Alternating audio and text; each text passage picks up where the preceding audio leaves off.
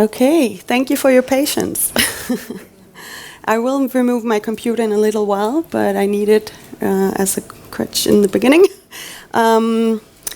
Welcome to this Womarts Masterclass with Kristina A. We are doing this in English because some of you don't understand Scandinavian, and we are also streaming it for audiences abroad.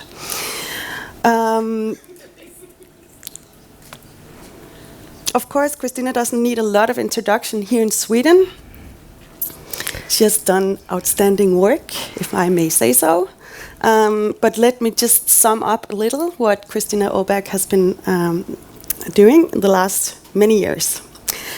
She started the film production company Atmo in 2000 and has made significant marks, both national and international, in the international film landscape, with films like the extraordinary documentary Gitmo from 2005, which is about the Guantanamo Bay detention center where prisoners or unlawful combatants, I think they're described, are being held and still are. She made this film with Tarek Saleh and Eric Gandini, and those two guys you've been working with a lot, and especially I would say that Tarek Saleh's the works of him has benefited greatly from your collaboration. They made the film Metropia together in 2009, Tommy in 2014, and then the latest one is Cairo Confidential, that it was called in at least in Denmark, but also known as the Nile Hotel. The Nile Hilton Incident. You had a better title in Denmark, yeah. Cairo Confidential. It's easy to remember at least.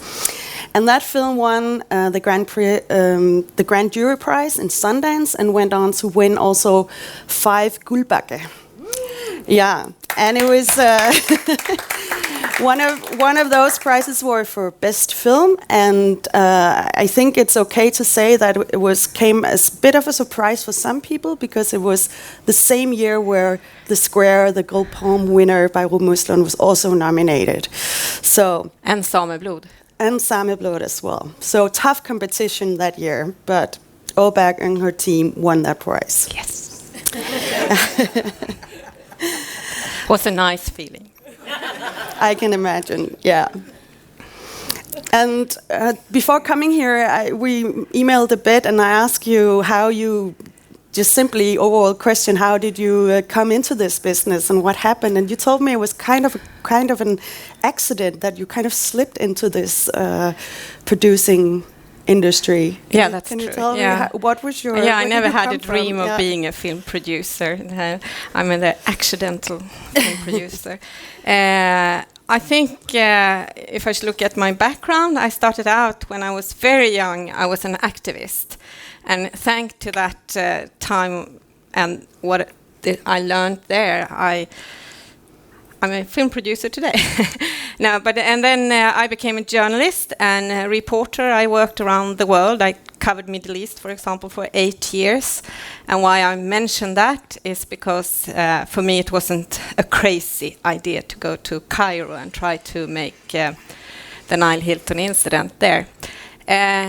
And then as a journalist, I became a TV producer. And then next step was film producer. So that's my activist, journalist, TV producer, film producer. But you haven't changed to something else since then. So you must have found a home as a film producer or found something special in that job. Yeah, I mean, I run a company. I'm the CEO of Atmo, a company I started, as you said, 20 years ago, together with Tarek Saleh and Eric Gandini and some others. We all came from Swedish television at that time. And it was actually, we worked at a TV program called El Byl, which was a current affair program for young adults.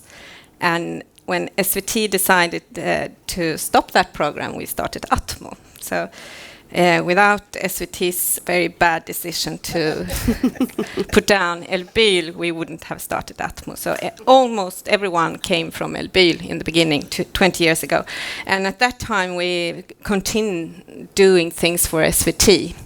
And we then started to do documentaries, 1 hour for the international TV market, 1 hour documentaries, and then the first full-length documentary was Gitmo, the first film we made for cinema. And we didn't know that it was such a big difference between the TV market and the TV industry compared to the film industry. So, but that was just fun, but it was a very new business, new people, new financing models, new market tools, everything. But at that time, Gitmo was our first co-production with Centropa in Denmark. So we kind of went to film school at Centropa. So I'm very grateful to the men at Centropa. Ooh, interesting. We have two producers here. Helena, are you here? Danielsson? No, she left. No.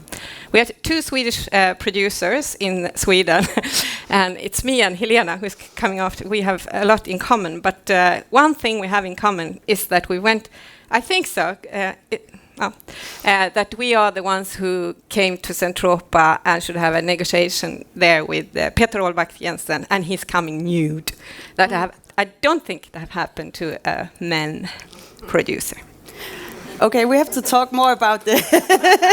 I completely changed but all I'm my very questions. grateful.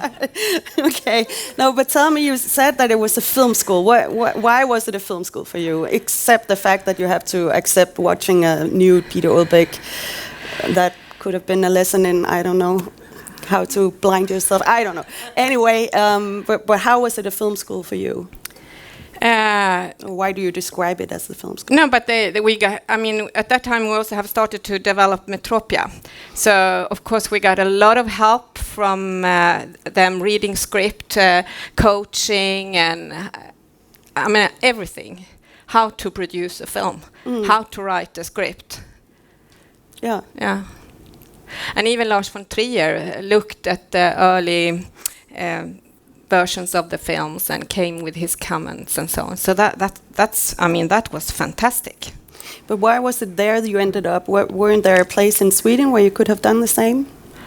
I don't know. I don't think the Swedes are so crazy as the Danish, and especially the people at Centropa. So they wanted to support such unexperienced people. But they did. Okay, so Gitmo, you also told me it was not a very hard film to produce, but it's a hard film to watch in many ways because there are so many injustices being done at Guantanamo Bay, and that's kind of the revelation of what is going on and all the really bad stuff that has been going on there. So from a critic's point of view, where just looking at the film, it could look like it would be a difficult project, but it wasn't. Or both me, Tarik, and Erik Andini, we are journalists from the beginning, and especially with Gitmo, we still use tools we have learned as journalists. And Erik Andini and Tarik Saleh was actually, and the photographer was one of the first journalists who went to Guantanamo. So at that time it wasn't so hard to get permission to enter, and the military was, I don't know, have you seen Gitmo? It's an old film now. They were very open. The military was very open, but then after a while it wasn't so easy to go to Gitmo, but then we already been there, not me, but Erik and Tarik. So no, it wasn't so hard to. Do you think that there is a special urge in you to tell stories that have some kind of political importance or some kind of critical journalistic view? I mean, are you colored by that when you choose the project? Yes, absolutely. I do like stories who they don't have to be based on a true story, but at least inspired by the real life. Absolutely. I think the world and the real life is always more exciting than fiction. I mean, we do fiction, and we don't do so much social realism, not at all. But it's always a true story somewhere. Even the last one we're going to screen here tonight, Elden Låge, is also based on a true story. Even if it's it's not true. It's not true at all, but it's based on a true story. And why is that important for you? I mean, there's a lot of truth in fiction as well, you can say. Yeah. But why is it? No, I just think real life, and it's enormous source to dig in. I mean, there are so many stories to tell. You don't. No, I think everyone are inspired by the real life. Yeah. But you kept working with Tarek. Is it important to have a really strong companion for you in this business, or how do you choose the people that you want to work with? For me, it's absolutely the most important is who will I work with? Who is going to make this film? Who is the director? Who is the script writer? Do I want to have my morning coffee with these people? That's what I'm asking myself. And if I don't want to have morning coffee with them, I don't produce them because it's a tough job. It's a tough industry, and you need to have a very strong relationship. And also, it's not that the first film you do together who will be the best one. It's very unusual. It's actually, there are some statistics about that, but it's actually the fourth or the fifth film you do together. As a producer-director, you usually reach a higher level. And so I do think it's very, very important to take care of the relations and build your team. And also as a director, like Tarek have done, he builds his team and our team together. To the people you like and the people you have a good relationship, you should just continue working with. And the people who didn't work, I have a coach. She always says, Kristina, you have to upgrade your partner. So that's you can always upgrade. If you're not pleased, upgrade them. But so more concrete, how do you do that? I mean, because a lot of people you could want to have morning coffee with, but then after a year you rather read the newspaper than talk to that person in front of you. How do you keep on making it interesting to have this morning coffee now? It sounds dirty. It was not my point. I mean, I have a morning coffee first at home with my husband, and then I have it with Tarek. How do you maintain the interest in the relationship? I mean, like practical. What do you do? I don't get upset so much. Really? I do get upset, but not in the relations. I keep calm, and I think he's a pain in the ass for the moment, but I will sleep. And I mean, me and Tarek, it's not like we have been working now for 23 years together, so it's like an old couple, yeah. And you know how it is if you have had a long story. Sometimes you are, but we always talk. We talk every day, and that's a good way to keep a relation. So good communication. And I also want to say that I worked with Erik Andini for 16 years. So and we do have it's very important to work with people who have the same values, and we share the same interest. Everyone who was at Atmo from the beginning, we are interested in what's going on in the world. We are very interested in politics. We talk a lot of politics. We are nerds, so that's helps also to keep us together. And we actually had from day one, and we still have, that Atmo wants to change people's way of thinking. That's very important for us. So yeah. We want to be a part of trying to make a better world. Absolutely. Yeah. We're not so interested in money, so that's also good if you want to keep a relation. If you have fights, usually it is about money. So communication, not a lot of money, and nerdy interests in common. And same values. Yeah, same values. That's very important. It's like getting married. You should have this, yeah. You don't need to love them, but in one way. Just get along. Just get along. Yeah. No, to share values. Absolutely. Yeah. So when you made Cairo Confidential, which it is imprinted in my brain, the title now. I mean, yeah, it could seem crazy to go to a completely other country and make a film in a different language than Swedish. And how did that come about? I mean, Tariq's father is from Egypt, but Tariq is born in Sweden and he's very Swedish, even if other people try to say he's not. So for him going to, because he have a background, a family background in Egypt, on his father's side, he has been for many, many years, how we talked about that he should find a story taking place in Egypt, and he have digged and done research, and he actually been written 3 scripts now, who's taking place in Egypt, everyone. But we decided actually 4.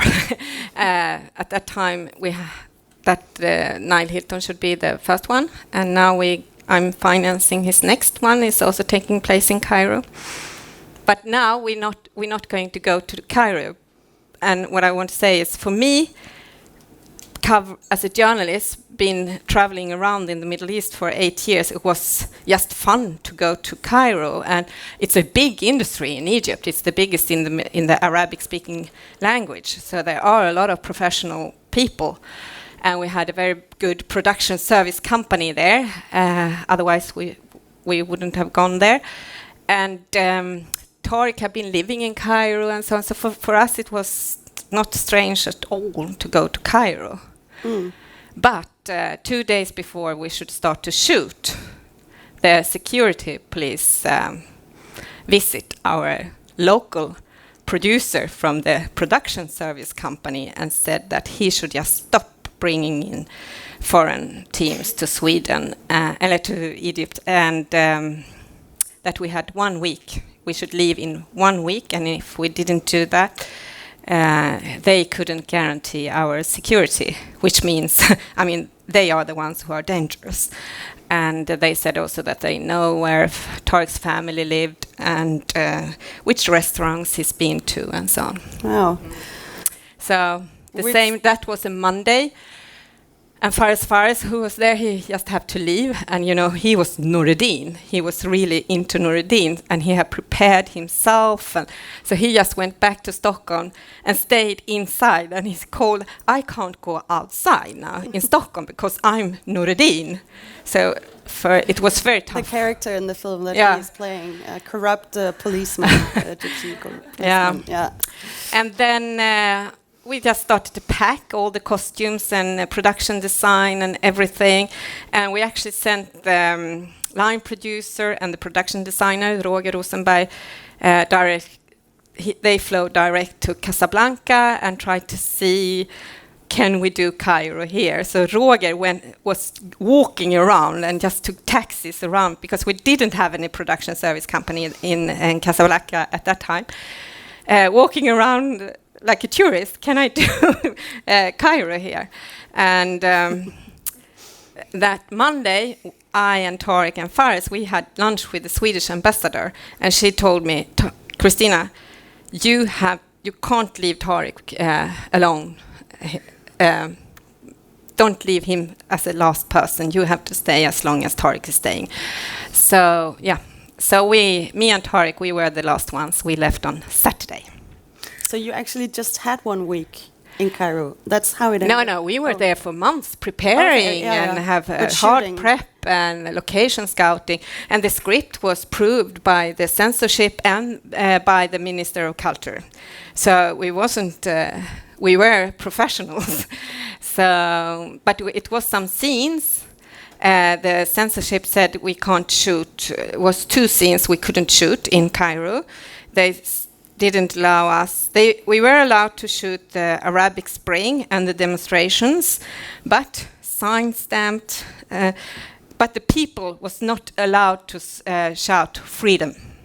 so how stupid they are. They write that in a official document that the people are not allowed to shout freedom in the film, and then it was we wasn't allowed to show that the police shot the civil people. Okay. So we actually had planned to do these 2 scenes in Morocco before, so it wasn't so out of the blue to try to go to Morocco and try to see if we could do the whole film there.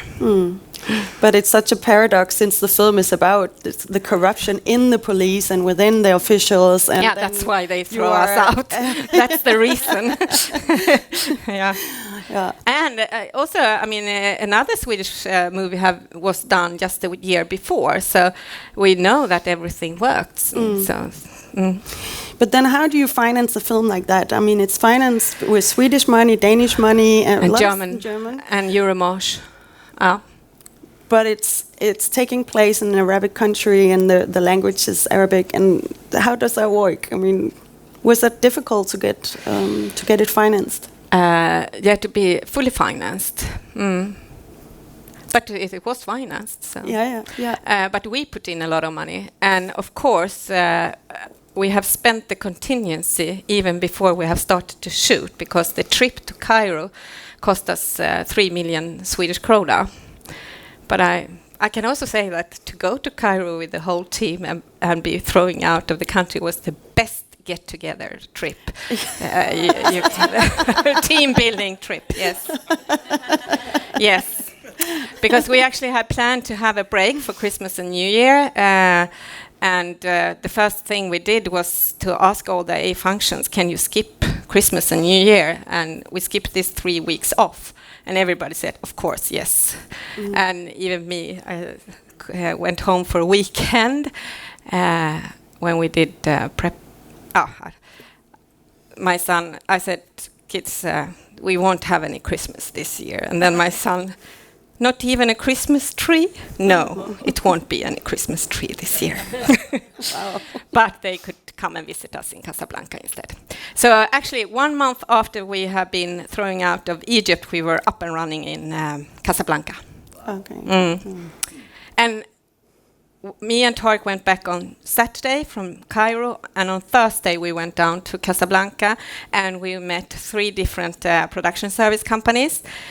And one is running by Karim the Bug, and when he just entered the room, I felt that's the man. I just, and he saved us. They were so good, so professional, and that's what's happening in countries with a lot of film production. They are so professional, and we were lucky because they should have done an American movie who was postponed, so they had a time there too. Yeah. So in our next film, Karim will be co-producer, and now they also have tax incentives and production rebates in Morocco. So would you recommend people going abroad and producing films? Absolutely, absolutely. Soon is shot in Stockholm and in Budapest, and. The thing is with Hungary as well, they do so much. The film workers are so professional. They are so good, and they are stable. I mean, they are a stable team. Instead of finding one there and one there, you have a team. How would you say that the climate in the business has changed over these past 20 years where you've been working at Atmo? Has it become harder or easier to finance the film, or? I don't know, because we are in another position now than we were for like 10 years ago when we started the film industry. But I like that it's changing all the time, and I think it's a very interesting time we are in just now, when old structures are falling down, and all of a sudden old money, like somebody else talked about that as well, that like the old financing models are not so attractive anymore. it's not, we don't go for the old money. There are so many new possibilities for financing. And I felt it very strongly now in Cannes this year. I could actually finance Tariq's films very easy with just international money. But that's after Nile Hilton, so it's easy for me to say. So, but you also mentioned to me that that the Me Too movement has actually opened up for structural changes. But can you explain how those two things? I'm standing here instead of Peter Olbach Jensen. I would closer. That's I mean, of course, I'm very thankful for Me Too, because I also realized my own history, and because of Me Too, and old structures are falling. The people who used to have power doesn't have power anymore, and in Hollywood also, it's so big things happening, and when it would come in new people with not that dirty history, they will also build new structures and new financiers, and everything is changing now. So I think it's very, very, very exciting. It's not only because of Me Too, it's of course also because of the digitalization and so on. Do you remember when you first encountered the stories about Harvey Weinstein and the Me Too started to roll? What was your reaction in the beginning? Yeah, it's shocking. I think it's shocking for everyone with that story to hear. How could people be silenced for so long time? I don't know. But then at the same time, you just told us that you encountered Peter Olbæk naked and all that kind of. I'm not comparing him to Harvey Weinstein. I have to stress. I'm really not. No. But I have a very good relationship with him today, so it's not. But things have been going on other places as well, and you're probably also even seen it or encountered it without maybe thinking about it, or I was very young when I started in the TV industry at SVT. Of course, I have had not terrible experience, but small experience who you just laughed at. You just laughed, and now you realize no, it wasn't funny. Have you set any rules in your production company, Atmo? I know that some Danish production companies have made like statements on how to behave. We haven't written it down yet, but we have made a decision that now when we are not in the production for the moment, but in next production we will have in the contracts how you should act. I mean, we do have had it all had it before, like you're not allowed to use drugs and drink, and you're not even to have a hangover and things like that. But I'm very present during the shooting, so I'm like to be next to the directors or the director. So we haven't had any big problems, and during the productions. But that's why I wanted to pick the people I work with, the people you have respect for, and nice people, not assholes. Assholes. Yeah. just say it as it is. Yeah. No, why would you? Yeah. But I'm also interested in knowing if you feel that the storytelling is changing, the ways that we tell story. Has been affected by Me Too, Time's Up, and all that, the whole change in the industry? Of course, it comes a lot of new stories, and of course, females takes more space, which I think is good. And I also have decided for myself that I have a responsibility to inspire both male and female, of course, but especially young, or they don't need to be young either, but females. So I do work with some few creators now. But is that something you have just been aware of, or something that you've done all the way? I've done it all the time. Yeah. And how do you do it? I mean, how do you help or encourage? No, I work. women? I develop projects with female scriptwriters. Have you ever counted your films and seen how many female main characters there are, or is that even an issue for you?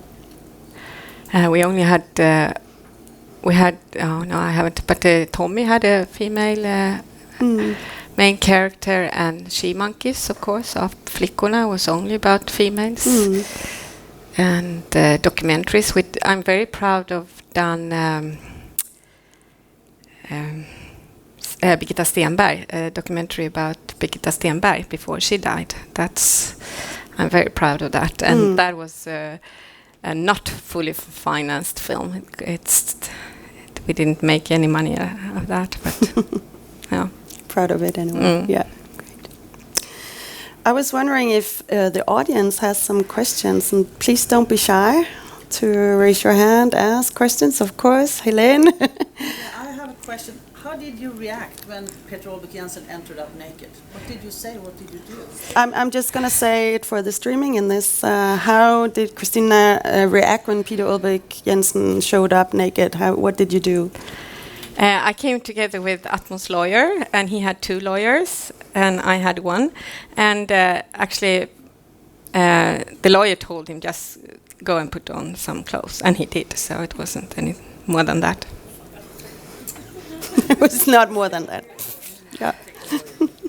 You should always have a lawyer with you, especially if you should have a negotiation with someone who's bigger and stronger than you. And of course, I understood why he came naked. It's a power game, of course. I don't think he was proud, so that's why he should come naked. No, it was because he wants to disturb my balance. Shift the balance. Yeah. Did he succeed? No. Couldn't see anything. Oh, sorry. Inappropriate laugh. Any other questions from the audience? Don't hold back. Yeah. But you have that experience too, haven't you? Yeah. It's you and me. Yes, and he was actually coming. Yeah, that's. Is there a mic So somewhere? the two female producers from Sweden. Yeah. I don't know. It was actually, he was saying that the reason was that he had a dip in the pool that is next to the production office at Filmbyn. But he was holding on to stuck being naked for a little too long because it started to get cold outside, and I was like, you just do that. You just say something funny back, and then he feels ashamed, and then Yeah, that's the game. Yeah. Yeah. Then there was a question over here. Yeah, I was just wondering, with your experience, what advice do you have for young female filmmakers starting out, or producing or directing? Yeah, I usually say that if you're young and wants to go into the film industry, you should ask yourself the question, do you really have to? And if you don't have to, you should do something else. No, especially to be a director, maybe not a producer, but a director. Do you really feel that this is what you have to do? Because it's so tough, so you must have that power if you should survive. But also to young people, I would like to say, go together, build a team, just do it. I mean, you can do a film with your iPhone, just do it. So do. And then to be a producer, if you should survive in my age, you should take care of yourself. It's like being on an airplane. The oxygen to you first and then to the rest. Yeah, it's true. You don't help anyone if you, especially when during shooting, you work 24 hours. And you must have the energy to, and it's a lot of feelings going around, and people get disappointed, and don't let it come on you. I usually say I have a spot cop. Can someone translate that? Spot cup. Something. Oh. Spit cup. Yeah. So the one of you who makes films, people get angry and they cry, and it's a lot of feelings, and then they sometimes run into you and scream at you, and then I was thinking, I have my spit cup, and so let everything come in there, in the cup.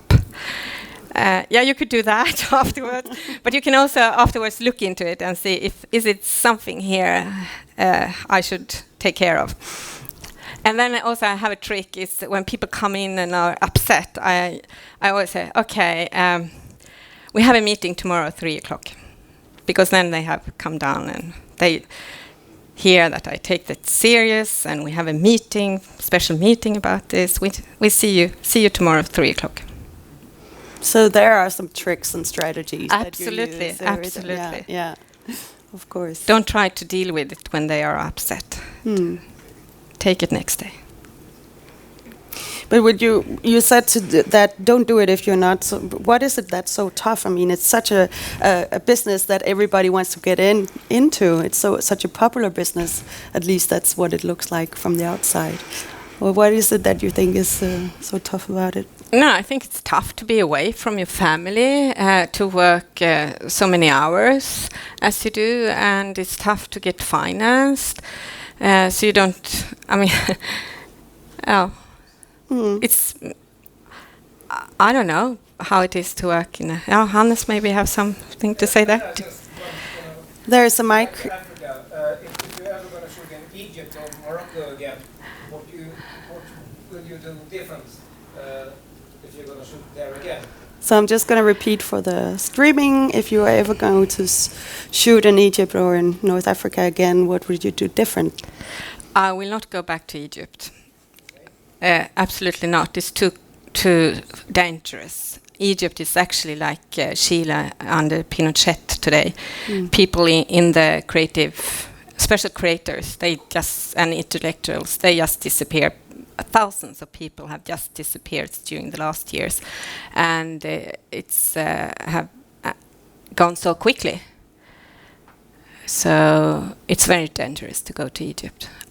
I mean, Tariq can't go back, and I wouldn't do it either, even if maybe not my name is on the radar.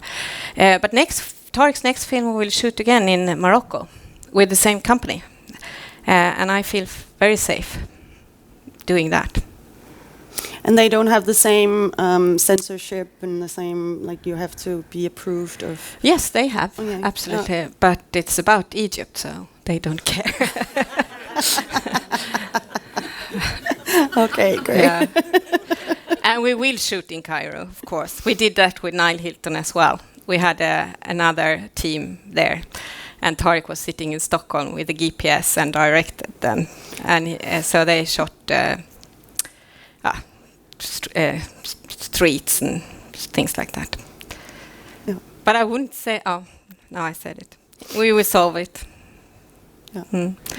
But I can say we could leave the country, and we had a lot of actors from Egypt, which we managed to get over to Morocco. All the actors most of them are from Egypt.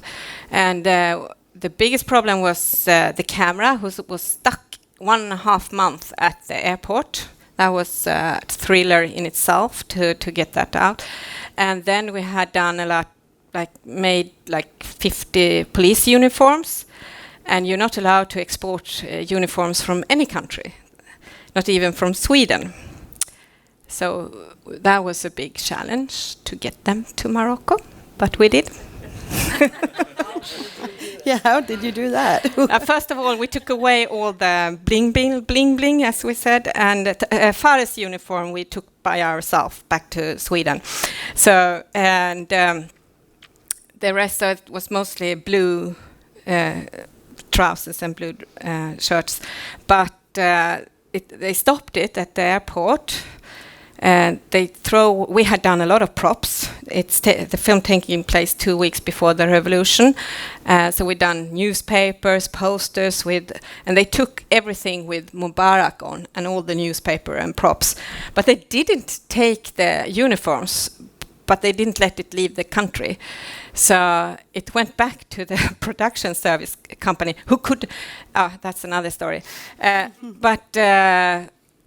we actually had a person dressed like a businessman flying directly Cairo, Casablanca with two big suitcases full of police uniforms in first class. He flew first class.